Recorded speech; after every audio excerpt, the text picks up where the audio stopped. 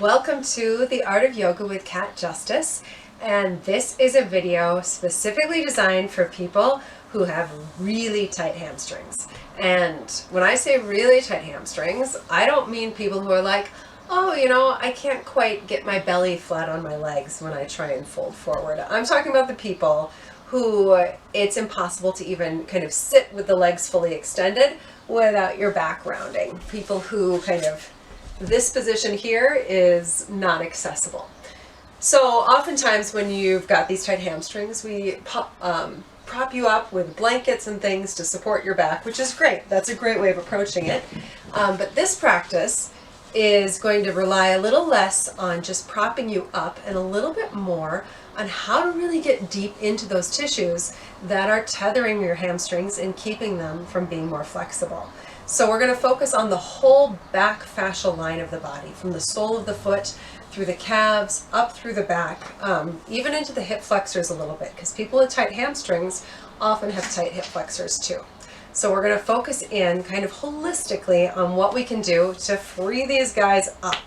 So to get started, you might want to have handy a strap. If you don't have a yoga strap, actually just a bed sheet or a long belt will work as well. That's one thing you want handy. Another thing, I've got this handy dandy myofascial massage ball, but if you've got a tennis ball or a racquetball, those can work as well. Golf balls are usually a little too hard. You want something with a little bit of give to it. And if you don't have the ball, just fast forward through this first part of the stretching and the massage through the plantar fascia, and then jump in with us after that. So let's get started. So to start out, we're going to start in standing. So you can come on up to stand. And as you come to stand, you are going to grab that little massage ball or tennis ball or racquetball, whatever you got, and you're going to place it on the ground and go ahead and take one foot, and we're just going to gently roll our plantar fascia, or that connective tissue at the sole of the foot. And we're going to roll along it. Hear my kids in the other room. And as you roll those little circles, just kind of working out some of the adhesions or the stiff spots, the tight areas. And this might not feel great. It might be kind of uncomfortable. That plantar fascial tissue can be really tight on a lot of us. And so you don't want to force it. You don't want to crank into it too deeply. But just know that if you kind of breathe slow, that maybe this isn't quite as feel good as much of the rest of yoga is. You can really get into that little spot right at the heel where that connective tissue kind of meets right in at the front of your heel bone.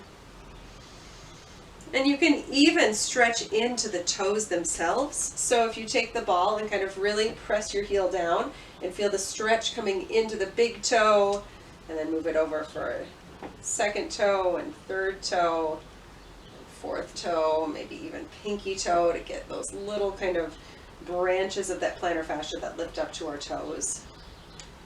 And then when you've had enough, you can take the other side. And as you start to kind of work through the other foot, maybe even just feeling that foot that you just worked out, feel how it can really soften into the earth. And finding those little stiff spots, might be in different places, but make sure that you get through the arch of the foot and go back towards the heel where that plantar fascia inserts on the front of the underside of your heel bone. You can do little circles. If this is too intense to do it in standing, you can sit in a chair and do it that way too. That can work well. And then from there, getting the little toe stretches, so you can press down through the heel, stretch into the big toe, the second toe, and moving along down the chain until you get to the little baby pinky toe. Wee, wee, wee, all the way home. As we say with my kids, we go wee, wee, wee, all the way to yoga class. Pinky toe. Okay, and then once you got that going, you can just gently roll the ball aside. And now we're going to really feel our feet on the ground for mountain pose. So you can bring your feet to touch. If you're like me and you kind of have wider front of the foot than the back, you can have your heels slightly apart. Maybe that feels a little bit more natural for you. As you come into mountain pose, just gently feel that natural weight shift going on front to back, left to right. Trying to find those four corners. Imagine your feet had roller skates on them and find those four wheels. Make sure you're breathing. And just notice if you tend to put more weight back on your heels than the balls of the feet. People with tight hamstrings tend to have that tight plantar fascia and tight heel cords, tight calves, and that sort of pulls us back onto our heels and pulls us down into that sort of more posterior pelvic tilt. So just bringing the weight forward is going to be a little bit of a stretch possibly for your calves already. And then we're just going to accentuate that stretch by adding in a small stance warrior one. So you're going to step your left foot back and bend through your right knee. And rather than a traditional warrior one where that left foot would be pointed out slightly, we're going to really rein it in. So like you're on skis facing straight forward. Make sure that that back foot faces straight forward. Bend a little through the front knee so you can maybe see the big toe or maybe even a little bit more of the foot in front of that front knee. Just make sure the knee's not dropping inward. And then from there, I like to start just with the hands on the hips to kind of anchor through the hips and just feel that back heel pressing towards the earth. It may or may not touch, doesn't really matter if it touches, just feel that pressing down. Stay connected to your breath, and then from here, go ahead, interlace the hands and stretch the hands up towards the sky. As the arms stretch up, just lean back a little bit into the stretch. And don't lean back to the point where it becomes a back bend and you arch. Think about leaning back to find that hip flexor stretch in the front of the left leg. So feeling that opening through the front of the hip, front of the thigh. Breathing there.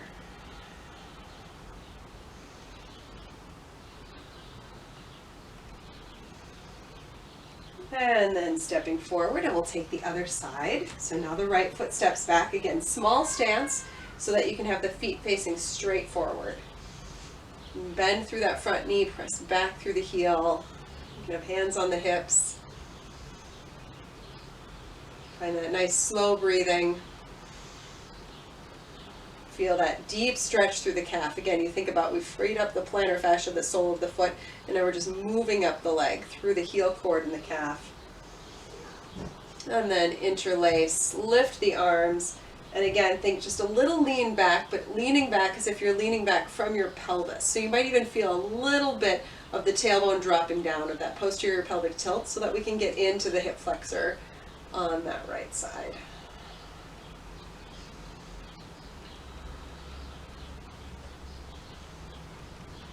Awesome. And then stepping forward. And as we come into mountain again, this time have your feet about hip distance apart. And now we're going to just relax into a forward fold. And this forward fold is going to be a super bendy knee forward fold. So you're going to sit back through your hips like you're going to sit into a chair. Let your body melt down, let your head hang. If you can, try and get your chest to rest on your thighs, let your head to relax down. And breathe here, and again, just think about that opening through the whole back of the body. So not just the hamstrings, but from the soles of the feet, up through the calves, hamstrings, back of the hips, down the back of the neck, maybe even relaxing into the crown of your head.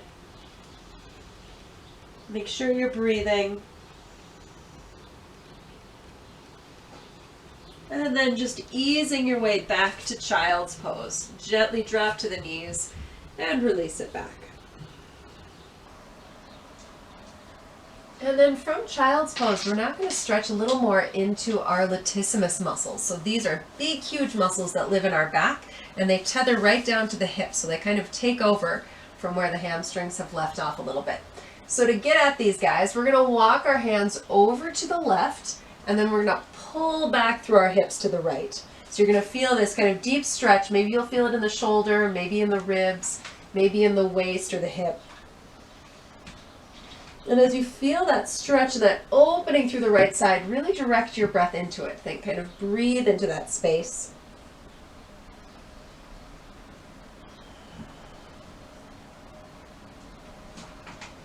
And then take the other side. So go ahead, walk the hands to the right and pull the hips back into the left.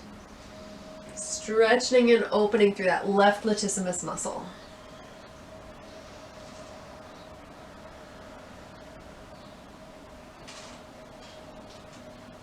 Using your breath as if you could kind of massage and just gently stretch that muscle from the inside out.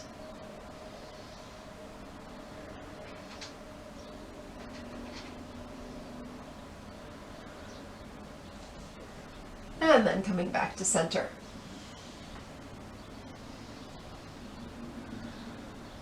From here, we're going to move up into a bent knee downward facing dog. So you're going to tuck your toes and just gently lift through the hips, but keep your knees bent. Do not worry about straightening the legs. From there, you're just going to pull back with your hips as if you could kind of pull your hips away from your rib cage. Feeling that lengthening that we just did through those latissimus muscles. Lengthening through the back. The heels reach down to the ground slightly, and thinking again about just sort of freeing up through that whole back line of the body, from the sole of the feet, up the calves, up the hamstrings, the backs of the hips, and up through the back into the shoulders.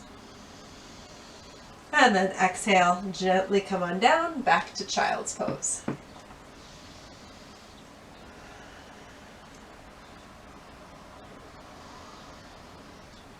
From here, go ahead and roll onto your back.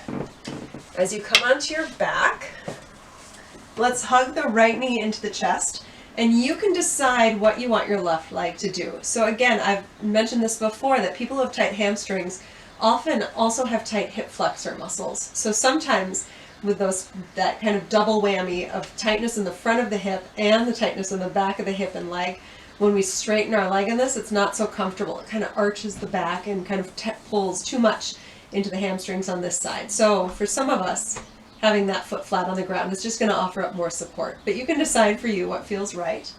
But from here, we're going to do a little nerve glide. So along the back of the leg runs our sciatic nerve, which is a really big, thick nerve bundle that can sometimes tether our hamstrings. So we're going to free that nerve bundle up. So you're going to breathe out, exhale, as you point your toes and just gently reach the leg up towards the sky. And then inhale as you flex the foot and pull your knee back in towards your chest. So you're going to exhale and reach up, and inhale and pull back. Just nice and slow, moving with the breath. And again, your leg might not get very straight as you point the toes and reach up, and that's okay. Just kind of don't even worry about going to a stretch with this. Just sort of explore where that comfortable range is. So it could be a small bit of movement. Sometimes we call this nerve flossing. We're kind of stretching one end of the nerve while we're putting the other end on slack.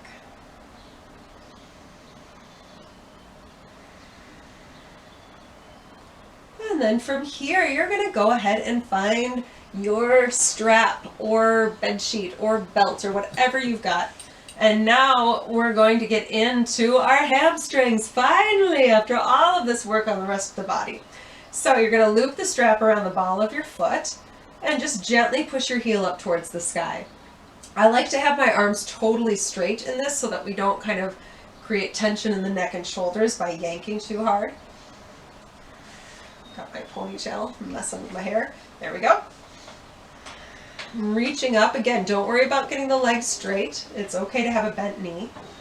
You're just going to feel that stretch all again along that whole back fascial line as we lift and open through the hamstrings. So the hamstrings are a unit of 3 muscles. So we're going to do a little stretch that's going to get into the inner hamstrings. 2 of them run through the inside. Let your left hand either relax on the floor, maybe come to your hip. You're going to turn your toes outward and you're going to take your leg over to the right. Any amount. You're going to feel sort of this deeper stretch in through the inner thigh. Breathing with that stretch. Maybe really feeling some core activation to stay grounded through that left hip.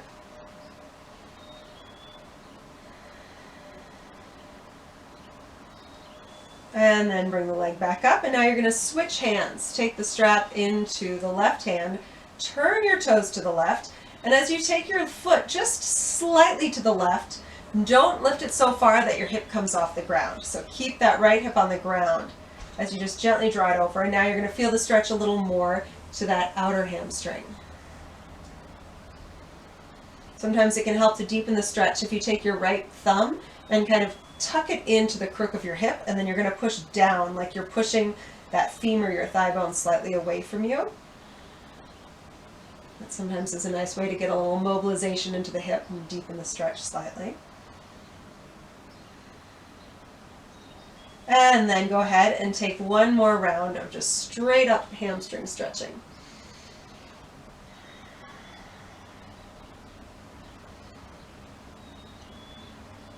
Gently release the strap, and we'll switch sides. So you can take the left knee and hug it in, and we'll start with that nerve flossing. From here, you're going to point the toe as you reach the leg up, and pull the toes back as you hug it back in. Inhale to reach, and exhale to draw back in. If the breath gets reversed, don't worry about it. This one's fine to do with any breathing pattern. You just want to make sure that you're breathing and moving nice and slow, that your breath and your body are coordinating so that you're tuning into the sensation. And again, with these nerve glides, this nerve flossing, we don't want to overstretch. So you take it in a comfortable range. You might not feel a stretch at all, and that is okay. We're just freeing up some of that neural tissue. Our muscles will always protect nerves. So if there's a sense in our body that our nerves are overstretched or are under strain, our muscles are going to tighten. So if we can free up, call it the dural tube, that connective tissue tube that the nerve lives inside. If we can free that guy up, then the hamstrings might let go a little bit more. So then from here, go ahead and loop the strap around the ball of the foot and go for it. Stretch on up. And you want to think stretch to a deep but comfortable amount. So we're not straining. You're still able to breathe nice and slow. Keep as much bend in the knee as you need. Some people like to do this with a straight leg, but with the leg kind of further out. That's fine too. You can do either one. You can have the straight leg and just be further away from the foot, or you can kind of choke up on the strap and bend the knee a little. You can do it different days too. It's nice. This one with the bent knee, it stretches the hamstrings a little more at the hip. With the straight leg, it stretches them a little more at the knee. And then we're going to take the strap into our left hand, turn the toes out, right hand to the hip, and open the leg to try and get that opening through the inner hamstrings. Remembering to keep that right hip grounded down. Don't let it kind of roll away with you. So that's core right there, core strength. Make sure you're breathing. And again, if the leg is straight, it can be all the way out here. That's fine. I like the bent knee because I just feel like I have better control of the leg when the hand is closer to the foot. And then we're going to switch it up. Take the strap into the right hand, let your left hand relax down. Turn your toes slightly to the right, but again, make sure that you're not rolling off the ground. And then if you want, with that left thumb, tuck it into the crease of the hip and then push your femur away from you.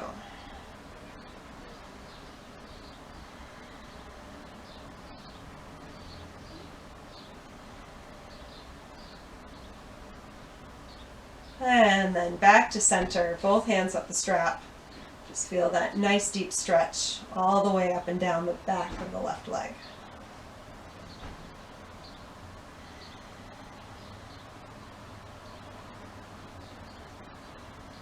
And then unloop the strap, unloop the foot, and take the leg on down. And from here, we're going to move into Shavasana, into our final relaxation. So if you are going to be more comfortable with some support under your knees, feel free to grab a pillow or grab a yoga bolster, roll some blankets up, fold them under your knees to just give the hamstrings a little bit of slack, to give them some support. And then from there, close your eyes and let your body melt. We've done all this work to free up that back fascial line. So now just notice that back of your body and think about letting it just get super gooey. It's if you were lying in sand and you could just whoosh, just let go into the sand.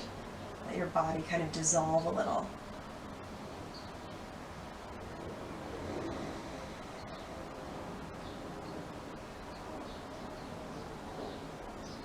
Letting your breath just naturally slow down to whatever pace it wants.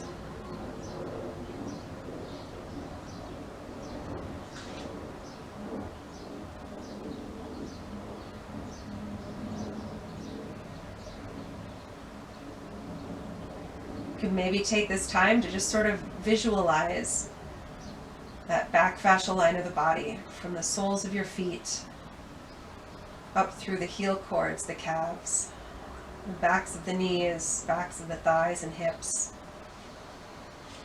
up through the back of the body, into the shoulders, the neck, even all the way up to the crown of the head.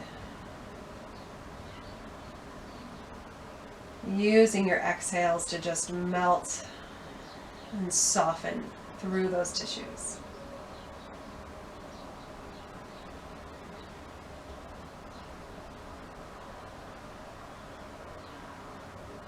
And because this was a shorter practice, we're just doing a shorter Shavasana.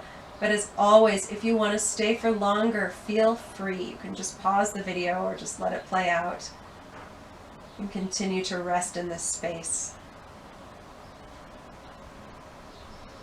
When you're ready to start moving again, you can wiggle fingers and toes, and rotate ankles and wrists, and gradually let the body organically start to stretch and move however it wants to. Maybe hugging knees to chest, rocking. You can roll to one side, resting on your side for as long as you want. When you're ready, coming on back up to rejoin the land of the living. Thank you so much for engaging in this fun little back fascial line, hamstring, stretching, yoga, loveliness with me. Feel free to check out some of my other videos. And yeah, feel free to leave comments or questions below. I'm happy to answer them. I also do private sessions virtually anywhere in the world. If you want extra help with your hamstrings, you can contact me and we can work something out. But thank you. Have a great rest of your day or evening or whatever you got. Namaste.